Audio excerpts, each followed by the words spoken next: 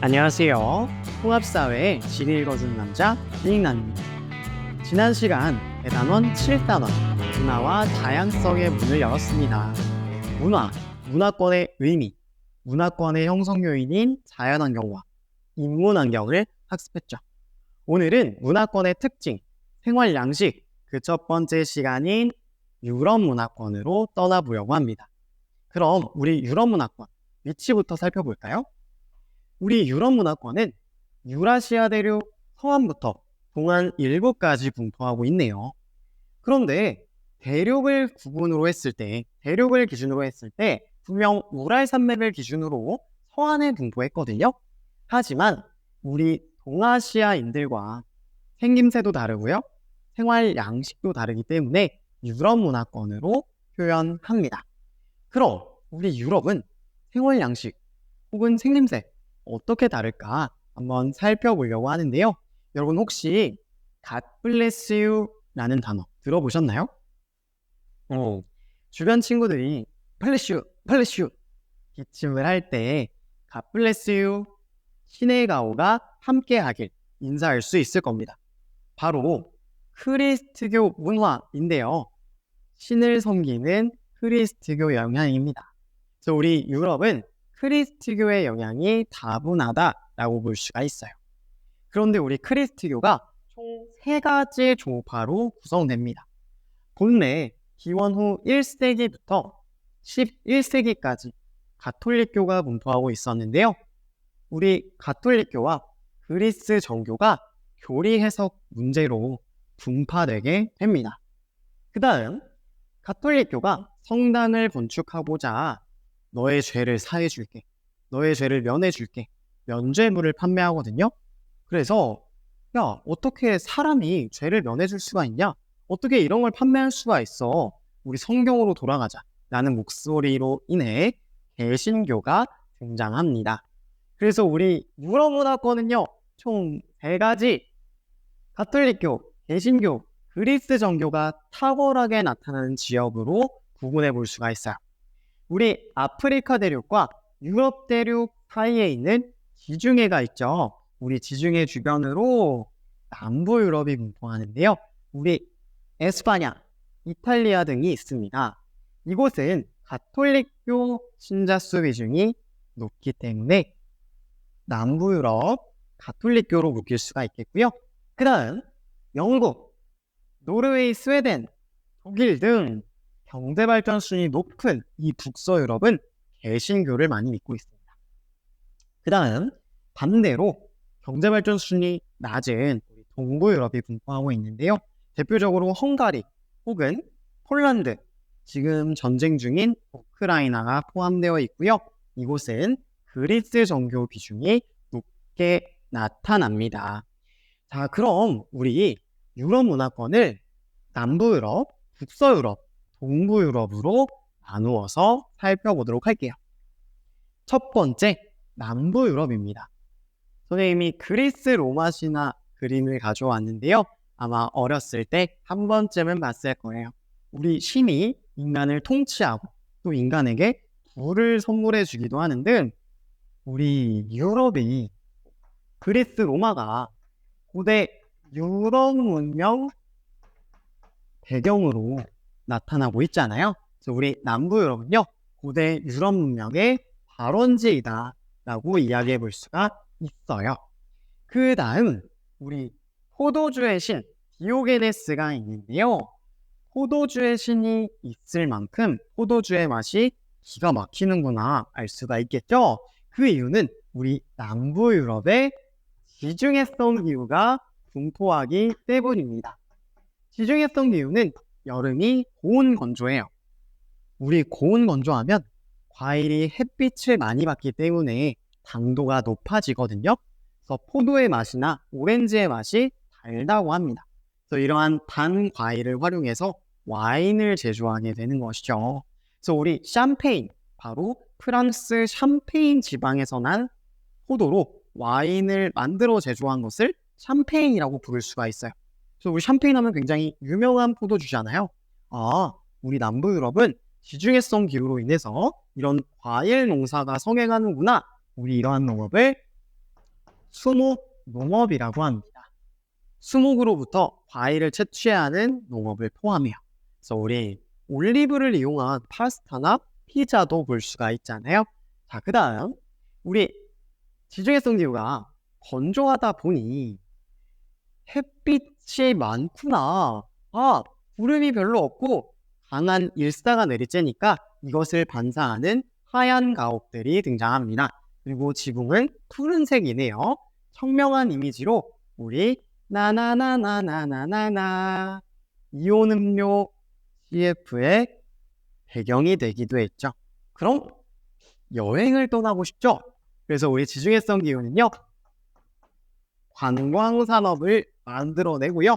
우리 남부 유럽이 관광산업 집결지라고 보시면 되겠습니다. 우측에는 뭔가 까무잡잡한 피부에 곱슬머리, 바로 라틴족 남성인데요. 남부 유럽은 라틴족이 탁월하게 분포합니다. 뭔가 정열적인데 이것도 지중해성 기후의 특징이지 않을까요? 그런 생각을 해봅니다. 그리고 우리 남부 유럽은 무슨 종교를 믿고 있을까요? 멀리서 보기만 해도 웅장한 고딕 양식입니다. 바로 가톨릭교라고 볼 수 있는데 사그라다 파밀리아 성당이에요. 우리 사그라다 파밀리아 성당은 약 100년째 건축 중입니다. 최초 가우디가 건축을 했을 때 기술로 지어지기 어려웠다라고 하고요. 건축을 이어나가면서 작업실이 불타자 다시 난항에 빠지고요. 100년째 건축을 이어왔는데 무허가 건축이라는 사실이 밝혀지면서 세간의 화제를 모으고 있죠. 가우디 100주기인 2026년 완공 예정이라고 하는데요. 이마저도 딜레이 될 수도 있겠네요. 자, 그래서 여기까지 우리 남부 유럽을 살펴봤고요. 두 번째로 북서 유럽으로 가보겠습니다. 여러분은 북서 유럽 하면 무엇이 떠오르시나요? 선생님은 지리교사라 그런지 산업혁명이 가장 먼저 떠오릅니다. 영국을 기점으로 우리 증기기관이 발전하면서 바로 산업혁명이 발생하게 되죠. 그래서 우리 북서 유럽은요, 산업혁명의 발상지라고 볼 수가 있어요. 그래서일까요? 경제 수준이 빠르게 성장합니다. 그래서 우리 유럽 문화권 중에서는 경제 발전 수준이 가장 높다라고 볼 수가 있고요. 그래서일까요? 우리 보이지 않는 손, 애덤 스미스의 출생지이기도 합니다. 바로 영국이거든요. 그래서 우리 북서 유럽의 산업혁명, 경제력도 한번 살펴봤고요. 어떤 민족이 분포할까요? 바로 잘 알고 있는 배우 엠마 왓슨, 축구선수 루니, 게르만족에 해당을 해요. 아까 봤던 라틴족과의 피부색 차이 좀 느껴지시나요? 그래서 게르만족이 있고요. 우리 북서 유럽은 개신교를 많이 믿고 있습니다. 게르만족이 개신교를 많이 믿고 있네요. 개신교는 카톨릭교에 비해서 뭔가 검소한 경관을 잘 안 해죠. 그 다음 우리 북서 유럽의 기후, 농업도 한번 가볼게요. 우리 북서 유럽은요, 말 그대로 북서쪽에 위치하고 있어서 서쪽에서 불어오는 바람, 편서풍, 그리고 우리 서쪽의 따뜻한 바닷물의 흐름, 난류, 즉 이것들이 뭘 만들어냈어요? 우리 서한 해양성 기후를 만들어냈죠. 굉장히 온화하고 1년 내내 다습한 기후였습니다. 목초지가 형성된다. 왜? 촉촉하니까 목초지가 형성되는데 이 풀을 누가 먹어요? 선생님은 고기를 좋아합니다. 그래서 소나 돼지와 같은 가축들을 키우게 되고요. 이 풀들만으로는 모자라요. 그래서 사료작물을 재배합니다. 동물이 먹으니까 선생님도 좀 먹고 싶네요. 네, 식량작물도 재배를 하죠. 그래서 가축사육, 사료작물, 식량작물 모두를 재배하는 바로 혼합농업이 발달했습니다. 선생님은 혼합농업하면 혼합 아이스크림을 떠올리는데요. 우리 아이스크림은 소액에서 왔잖아요. 혼은 밀이나 옥수수에서 왔잖아요. 소도 키우고 밀이나 옥수수도 키우고 옥수수를 소한테 줄 수도 있고 바로 혼합농업의 산물이지 않을까 생각을 해봅니다. 또 소의 젖을 짜서 이렇게 아이스크림도 만들어낼 수 있고 요플레, 요거트, 다양한 유제품을 만들어서 판매하는 우리 낙농업도 이야기해 볼 수가 있죠. 여러분, 이 낙자가 소젖 낙자이거든요.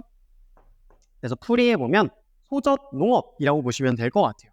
그래서 소젖을 이용한 다양한 제품, 낙농업이었습니다. 자, 그럼 마지막으로 동부 유럽으로 가볼게요. 우리 동부 유럽은 슬라브족이 다수 분포하고 있고요. 뭔가 게임에 등장할 법한 성당의 모습인데 우리 성 바실리 성당입니다.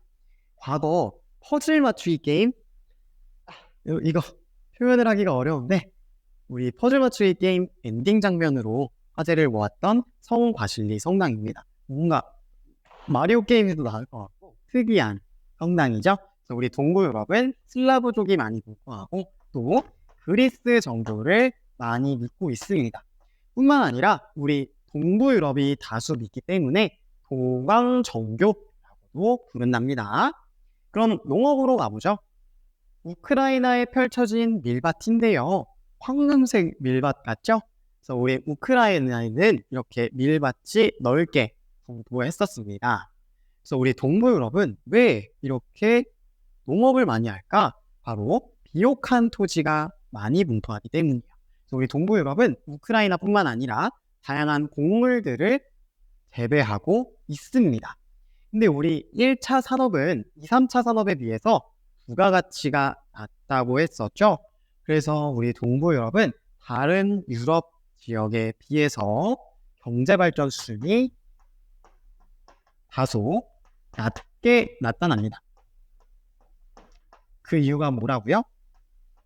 바로 농업이 성행하기 때문이에요. 그래서 우리 농업 종사자 비율이 높게 나타난다 이야기해 볼 수가 있겠죠.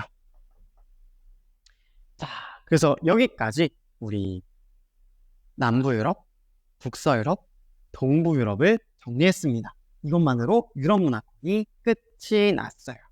그래서 오늘의 지리적 상상력 더하기 가보겠습니다. 오늘의 지리적 상상력 더하기 그 주제는 우크라이나 전쟁과 인플레이션입니다. 방금 봤던 밀밭인데요. 우리 지금 이 밀밭이 어떻게 됐을까요? 러시아의 침공으로 인해서 우리 우크라이나인들의 농작물은 물론 우리 국민들이 난민으로 전락했습니다. 그래서 하루빨리 이곳의 전쟁이 종식되기를 바라고요. 우리 우크라이나는 세계 곡물 수출량 3위를 기록할 만큼 곡물 수출을 많이 하는 국가예요. 근데 이곳에서 곡물 수출이 더 이상 어렵다는 것이잖아요. 그래서일까요? 우리 물가 상승률이 우크라이나 전쟁 이후 거의 2배에 다다랐다라고 볼 수가 있어요. 물론 100% 전쟁이라고 할 순 없지만 100% 전쟁 요인이라고 할 순 없지만 이러한 전쟁이 우리의 먹거리까지도 우리의 경제 분야까지도 영향을 미친다라는 사실을 여러분이 꼭 알아두시고 우리 전 세계는 하나로 통합되어 있다라는 사실을 인지했으면 좋겠습니다. 그렇기 때문에 우리가 이 우크라이나 전쟁에 관심을 지속적으로 가져야겠고요. 어떻게 하면 이 문제를 해결할 수 있을까? 우리가 함께 토의를 해야 한다. 그러한 공통의 문제를 해결하는 세계 시민이 되길 선생님이 간절히 바라봅니다. 그래서 오늘 여러분과 총 3가지 지역, 바로 남부 유럽, 두 번째 북서부 유럽, 마지막 동부 유럽, 바로 유럽 문화권을 정리했습니다. 그래서 우리 친구들이 각각의 특징, 그리고 어떠한 기후가 나타나는지, 농업은 무엇인지, 종교는 무엇인지 한번 정리해봤으면 좋겠습니다. 지금까지 길 읽어준 남자 기린남이었습니다. 다음 시간에 만나요. 안녕.